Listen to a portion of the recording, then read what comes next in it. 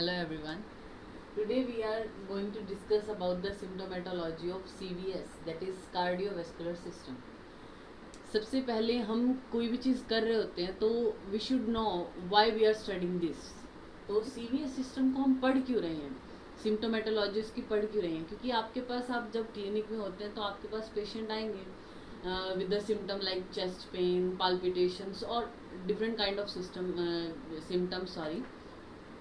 आपको rule out करना है. हमारी बॉडी में आपको पता है respiratory system is there, cardiovascular system is there, digestive system is there, excretory system is there. तो इतने सारे सिस्टम हैं हमारी बॉडी में. तो आपको एक पेशेंट आपके पास आया है विद सिम्टम, तो आपको क्या है, कौन सा सिस्टम है उसकी एग्जामिनेशन करनी है. इसको तो रूल आउट करना पड़ेगा ना. ऐसा नहीं है कि आप एक पूरा दिन ही एक पेशेंट को दे सकते हैं. तो उसके लिए हमें रूल आउट करना होता है कि पर्टिकुलर इस सिम्टम के साथ पेशेंट आया तो हमें उसके इस सिस्टम को एग्जामिन करना है. That's why we are studying different kind of system.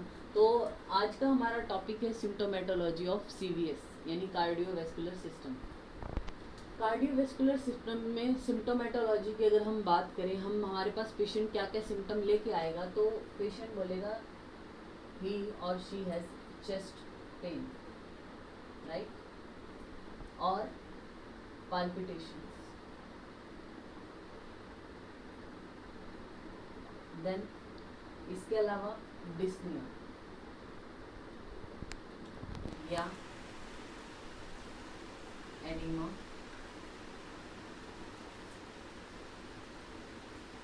Syncope हो सकता है, और भी हैं, but main are the chest pain, palpitation, dyspnea, edema and the syncope.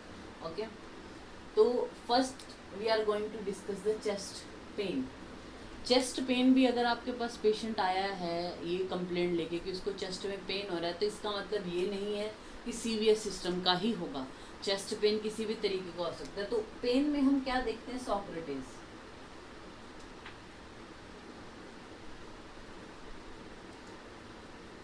I guess you are aware about Socrates. और अगर अवेयर भी नहीं है, नहीं पता, तो कोई बात नहीं, अब पता चल जाएगा. सोक्रेटिस मीन्स आपको पेन हो रहा है पेशेंट को, तो ये भी रूल आउट करना है कि वो उसका कॉज कार्डियक कॉज है भी या कोई और कॉज है उसका, यानी कार्डियक ओरिजिन है उस पेन का या नहीं है. सबसे पहले आपको क्या देखना होता है, साइट. पेन जो है पेशेंट को कहाँ हो रहा है. पेशेंट आपको बोलता है आगे चेस्ट पेन हो रहा है और वो भी पिन पॉइंटेड है, किसी एक पॉइंट पे हो रहा है चेस्ट में, ज़्यादा एरिया को कवर नहीं कर रहा, पिन पॉइंटेड है, तो वो कार्डियक ओरिजिन का नहीं होगा. ठीक है. कार्डियक पेन जो होगा मीन्स जिसका कार्डियक ओरिजिन है वो ज़्यादा एरिया को कवर करेगा and mostly it is retrosternal pain. Okay, तो साइट ऑफ पेन आपने पेशेंट से पूछनी है. Then onset. ऑनसेट कब होता है उस पेन का. ठीक है. देन कैरेक्टर क्या है पेन का, ऑनसेट कब है, कैरेक्टर क्या है पेन का, आपको बोलेगा पेशेंट. जैसे हम आयुर्वेद में पढ़ते हैं भेदनवत वेदना है, सूची भेदनवत वेदना, तो मतलब थ्रॉबिंग पेन है, कॉन्स्ट्रिक्टिंग टाइप पेन है, ऐसा आपको पेशेंट बोलेगा कि उसको ऐसा फील होता है जब पेन हो रहा है. देन आता है रेडिएशन. रेडिएट कहाँ हो रहा है, जो वो पेन होगा, जैसे हम देखते हैं मायोकार्डियल इन्फेक्शन में अगर हम पेन की रेडिएशन देखें, एंजाइना में जो होता है उसमें भी यही होगा कि जो पेन है कार्डियक ओरिजिन का रेट्रोस्टर्नल होता है, उसकी रेडिएशन जॉ तक भी जा सकता है, पीछे हमारे स्कैपुलर रीजन तक भी जा सकता है, और लेफ्ट आर्म है जो उसमें भी रेडिएट होता है. तो रेडिएशन देखनी है पेन की, कहाँ पे है कहाँ पे नहीं है. A4 associated symptom. Chest pain के साथ साथ पेशेंट को और क्या क्या सिम्टम आ रहे हैं, जैसे कि पेशेंट आपको बोलेगा कि उस टाइम उसको नोजिया होता है, जैसे वॉमिटिंग से पहले वाली जो कंडीशन है, नोजिया हो रहा है पेशेंट को. ठीक है. स्वेटिंग हो रही है, तो ये एसोसिएटेड सिम्टम में आएगा. देन आता है टाइम. टाइम और वी कैन से ड्यूरेशन क्या है पेन का, यानी पेन जो होता है वो कितनी ड्यूरेशन तक रहता है. ठीक है. देन आता है हमारा एक्सेबरेटिंग फैक्टर और द रिलीविंग फैक्टर. पेशेंट आपको बोलेगा कि उसको पेन होता है चेस्ट में और अगर वो बैठ जाए तो आराम मिलता है, चलता है तो बढ़ जाता है. इस तरीके से वो एग्रेवेटिंग फैक्टर, एक्सेबरेटिंग फैक्टर और रिलीविंग फैक्टर आपको बताएगा किस चीज़ से उसको रिलीफ मिलता है, किससे नहीं मिलता. देन आता है लास्ट में सीवियरिटी क्या है. कितना ज़्यादा सीवियर है उसका पेन। तो आपको सबसे पहले जब पेशेंट पेन के साथ आया तो ये सॉक्रेटिस है जो उसको जानना है, site, onset, character, radiation, associated factor, time क्या है, सीवियरिटी क्या है, या फिर एक्सेलरेटिंग और रिलीविंग फैक्टर क्या है, ये जानना है उसके बारे में।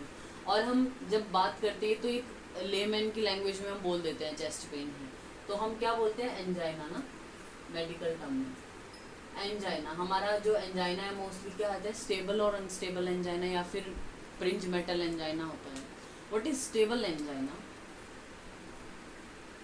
Stable, the word stable explain it itself.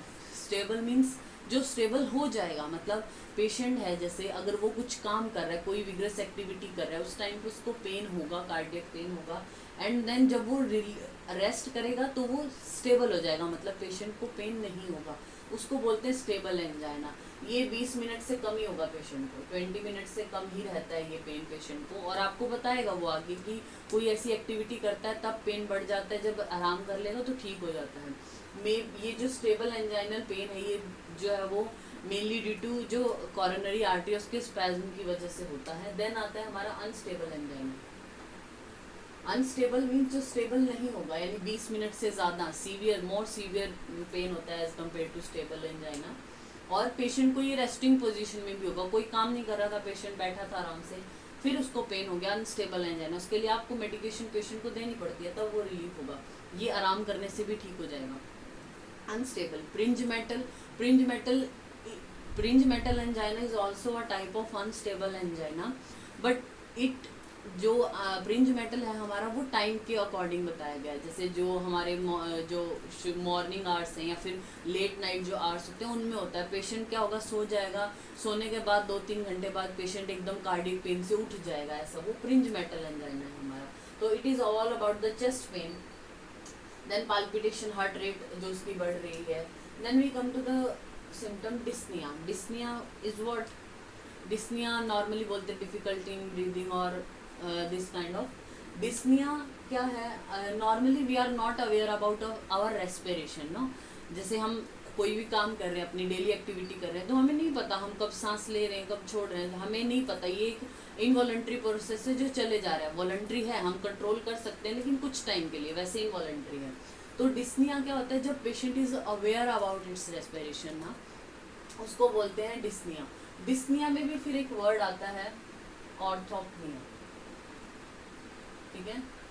Orthopnoea means patient जो होगा जब सुपाइन पोजीशन में लेटता है तब उसको जो है वो डिफ़िकल्टी होती है ब्रीदिंग में, लेकिन जब वो बैठ जाएगा या फिर खड़ा हो जाता है तो रिलीफ हो जाएगा इन सब सिम्टम में। तो वो ऑर्थोपनिया जो उसकी पोजीशन से रिलेटेड है, मतलब जब बैठ जाएगा या खड़ा हो जाएगा तो रिलीफ होगा, मतलब पेन जो उसकी रेस्पिरेशन है वो नॉर्मल हो जाएगी। जब लेट जाता है सुपाइन पोजीशन में तब उसको प्रॉब्लम होती है, वो हमारा होता है ऑर्थोपनिया।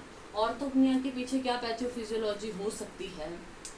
तो हमारा जैसे बॉडी है, हार्ट है, ये सपोज ये हार्ट है हमारा, ये पूरी बॉडी में ब्लड को पंप करता है, ठीक है।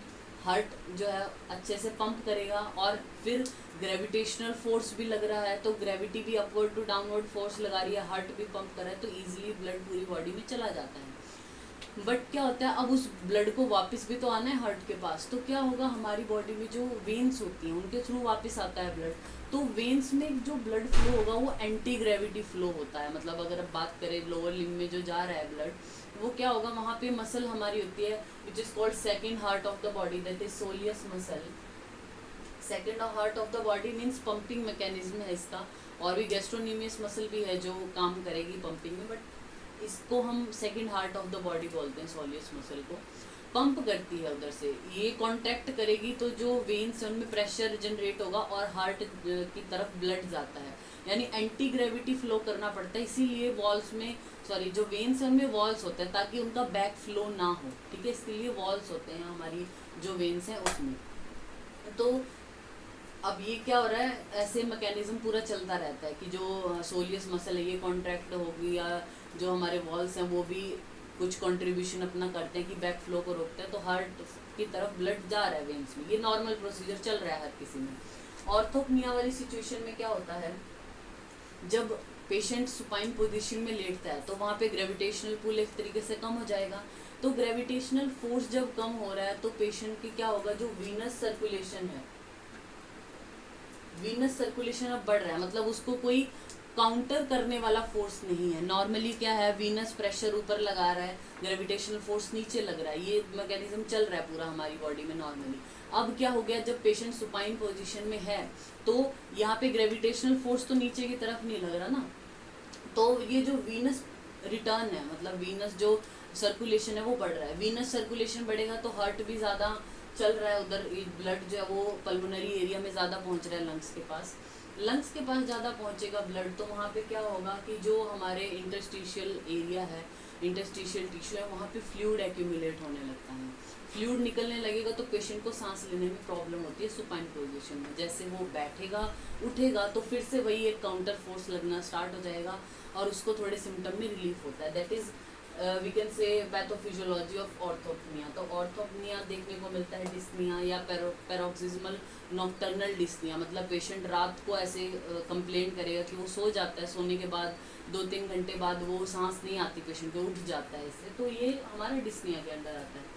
Then we come to the syncope को पहले पढ़ लेते हैं। सिनकोप क्या है, हमारे जो ब्रेन है उसको कुछ सेकंड से लेके कुछ मिनट तक ब्लड सप्लाई ना मिले तो एक पेशेंट अनकॉन्शियस हो जाता है, दैट इज सिनकोप। देन आता है एडिमा। एडिमा जो होगा, एडिमा किसी पेशेंट को होगा तो एडिमा हमारा आपको पता है 2 तरीके से होता है, पिटिंग एडिमा और नॉन पिटिंग एडिमा। तो जो कार्डियक कॉज का है, मतलब कार्डियक ओरिजिन की वजह से अगर है, एडिमा क्यों होगा, इंटरस्टिशियल जो एरिया, इंटरस्टिशियल टिश्यू है वहाँ पे फ्लूइड एक्यूमुलेट होता है तो एडिमा होगा। एडिमा जो है हमारा पिटिंग और नॉन पिटिंग, पिटिंग एडिमा जो मेनली होता है हमें देखने को मिलेगा वो कार्डियक कॉजेज की वजह से, और जो हमारा किडनी है, किडनी के फंक्शन लॉस हो इसकी वजह से देखने को मिलेगा, यानी रीनल कॉजेज की वजह से और कार्डियक कॉजेज की वजह से। जो नॉन पिटिंग एडिमा है हमारा वो मेनली लिम्फेटिक ऑब्स्ट्रक्शन की वजह से देखने को मिलेगा। कार्डियक, और जो नॉन पिटिंग एडिमा है हमारा वो मेनली लिम्फेटिक ऑब्स्ट्रक्शन की वजह से देखने को मिलेगा, या एलिफेंटियासिस वी कैन से, जो लेट स्टेजेस है एलिफेंटियासिस की उसमें देखने को मिलेगा नॉन पिटिंग एडिमा। अब हम पिटिंग और नॉन पिटिंग कैसे देख सकते हैं, पिटिंग एडिमा जो होगा यानी पिट बनता है या नहीं, वो हम कहाँ देखते हैं, मेनली जो हमारा मीडियल मेलियोलस है, जो टीबी है उसका मीडियल मेलियोलस है उसके ऊपर, और डॉर्सम ऑफ द फिट पे हम देखते हैं पिटिंग एडिमा। ऐसा नहीं है कि आपने सिर्फ थंब ऐसे रखा और ऐसे जो है वो प्रेशर रिलीज के एकदम देखना है, आपको प्रेशर 20 to 30 सेकेंड के लिए दे के रखना है, देन आप उसको रिलीज करते हो तो वहाँ पे पिट बन जाता है, दैट इज पिटिंग एडिमा। तो वो मीडियल मेलियोलस है जो टीबिया का, वहाँ पे देखना है उसके ऊपर, और डॉर्सम ऑफ द फिट पे, और शिन ऑफ टीबिया है जो वहाँ पे भी देख सकते हैं आप। तो it is all about the oedema.